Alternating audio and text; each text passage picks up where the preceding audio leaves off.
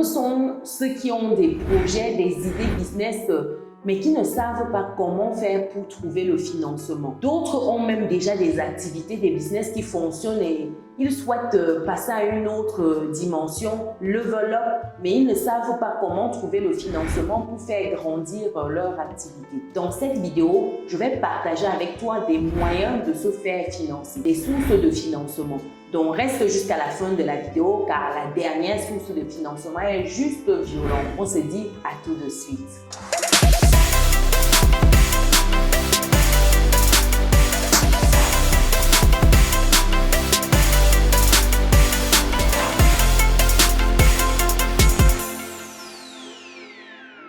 Bienvenue de nouveau sur Business et Réussite, la chaîne qui te permet de muscler ton mindset et tes finances. Si c'est quelque chose qui te parle, alors rejoins dès à présent la communauté des personnes résilientes et pense à lâcher ton pouce bleu en l'air et à partager massivement cette vidéo.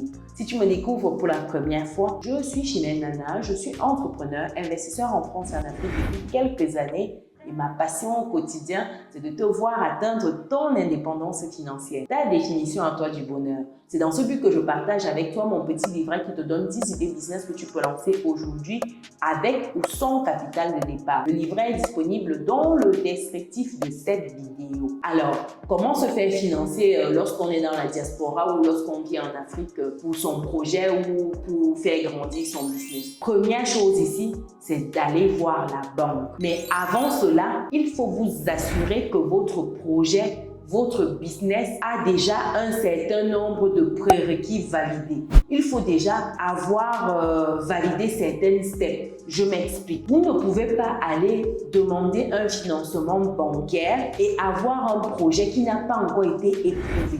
Vous devez prendre le temps d'éprouver votre projet. Et éprouver votre projet ici, c'est déjà commencer à petite échelle. Donc, avant de chercher les gros financements, la banque, tout le monde, de bouger, tout ce beau monde-là, il faut déjà commencer par votre capital. Même si c'est tout petit, commencez par là. Prenez le temps déjà de voir toute la chaîne de valeur, d'avoir des résultats tangibles que vous pouvez présenter. Ce n'est qu'ainsi que vous pourrez convaincre des personnes de vous suivre. C'est pour cela que quand je vois des personnes avoir des idées, des projets sur papier, beaux, avec des chiffres juste waouh! Je me dis, c'est du gâchis parce que personne ne voudra venir perdre son argent pour que vous testiez votre idée, votre projet. C'est à vous de prendre le risque de tester votre idée, votre projet, votre produit avant que les autres ne vous suivent. Et pour cela, vous devez commencer à petite échelle. Vous devez d'abord commencer avec ce que vous avez. Si vous avez 5 000 francs CFA, commencez avec 5 000 francs CFA. Une fois que vous aurez eu un certain résultat, vous allez dire, regarde ce que j'ai obtenu avec mes 100 000, mes 10 000. Si j'ai un capital plus conséquent, je pourrais faire davantage.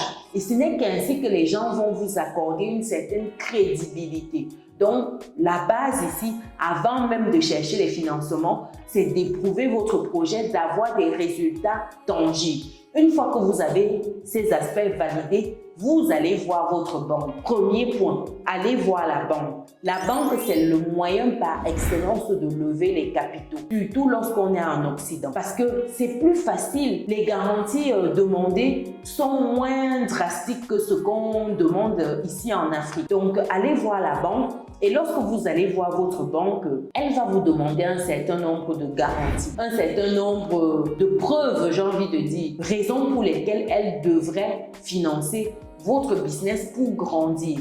Et entre autres, c'est voir déjà si vous maîtrisez votre sujet. Ici, vous devez être sûr de maîtriser votre sujet. C'est-à-dire que vous avez de la compétence, de l'expertise dans le domaine en question. Vous ne pouvez pas aller voir la banque et lui dire que oui, je veux des capitaux, mais c'est mon frère ou c'est ma soeur qui gère tout, qui maîtrise, c'est elle qui connaît les chiffres. Non, vous devez maîtriser votre projet. Vous devez montrer à la banque l'historique. Ça veut dire que ce que vous avez déjà accompli tout seul, vous devez lui présenter un historique et dire que voilà ce que j'ai déjà fait tout seul.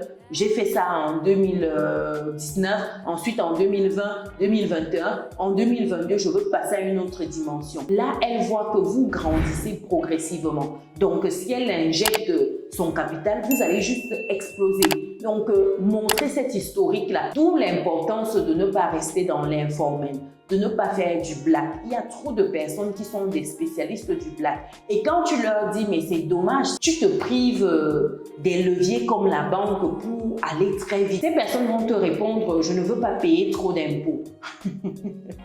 Mais c'est fou, c'est fou. Pourquoi ne pas payer 20-30% d'impôts sur 100 000 € au lieu d'avoir juste 10 000 € et ne rien payer dessus? S'il faut choisir, qui de normalement constitué va refuser 100 000 € et, pour payer 30% d'impôts dessus par rapport à 10 000 € où tu ne payes rien du tout? Je pense que tout le monde va choisir la première option, avoir 100 000 € et payer 30% d'impôts. En tout cas, quelqu'un de normalement constitué.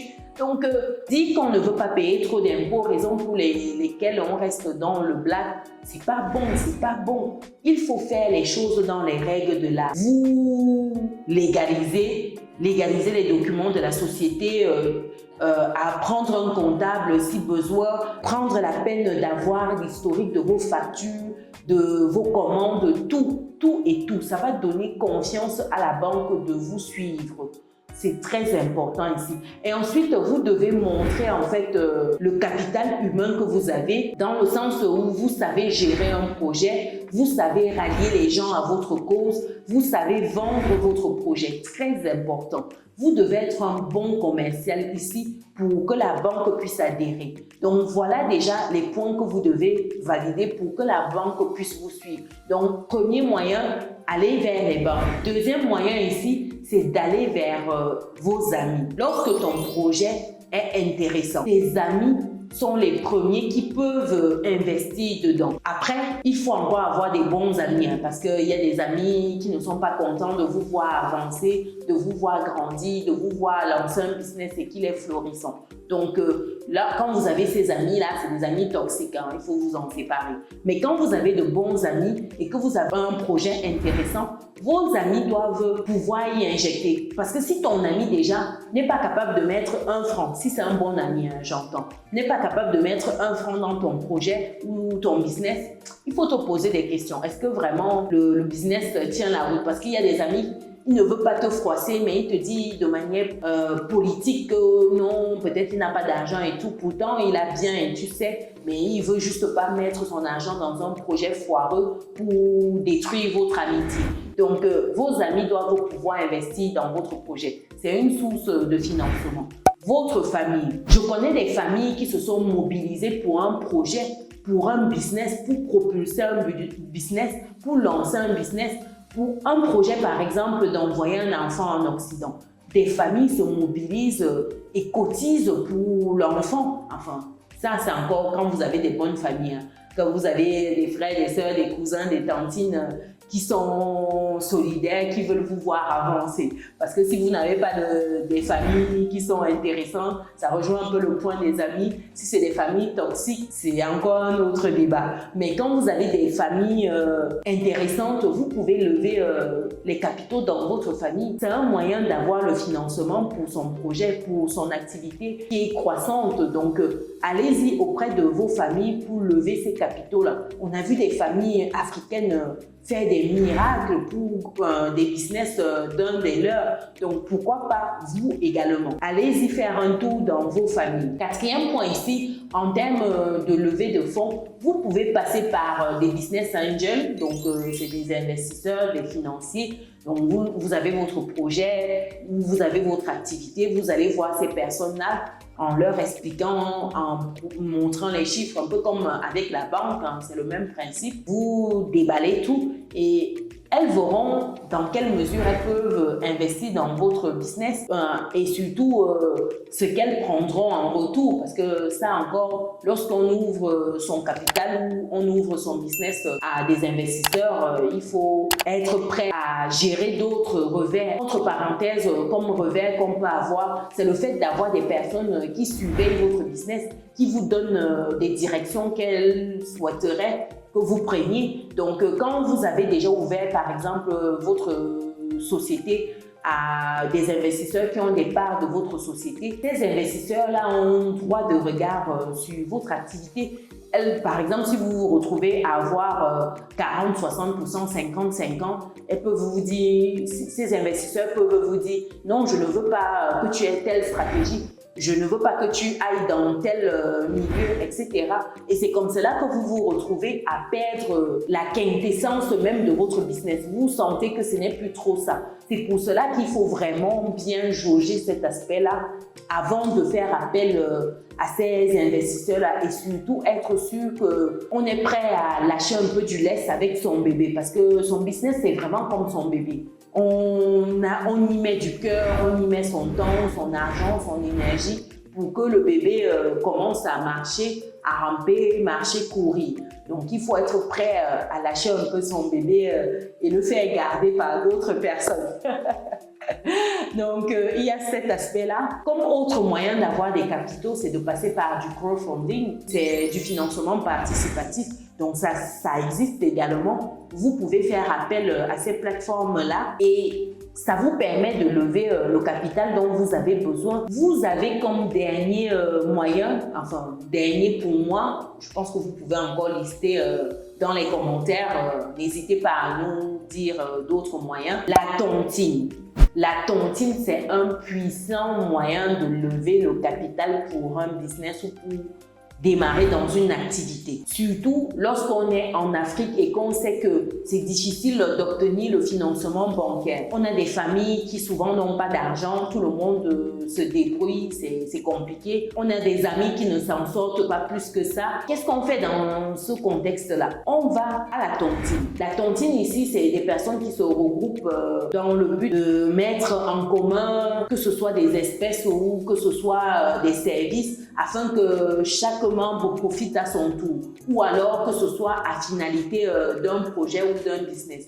Donc, la tontine, basiquement, vous permet d'obtenir du capital. Je vais revenir sur le volet tontine dans une prochaine vidéo où je vais vous expliquer les origines de la tontine, comment ça a évolué. Également, dans une troisième vidéo, je vais vous parler de la tontine immobilière structurelle. Comment ça fonctionne, le principe.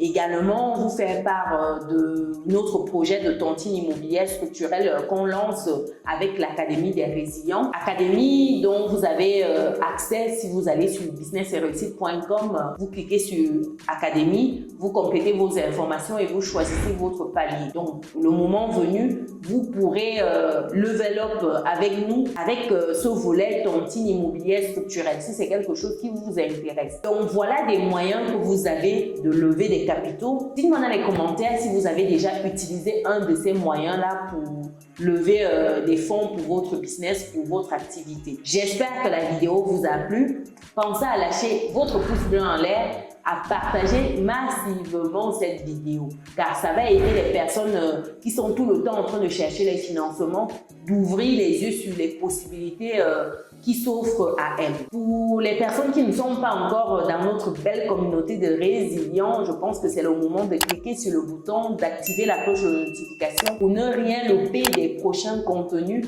qualitatifs comme ceux-ci qui paraîtront sur la chaîne. Si vous souhaitez des idées business avec de petits capitaux, je vous invite à regarder la vidéo qui s'affiche actuellement à l'écran. Nous, on se dit à très bientôt. Ciao!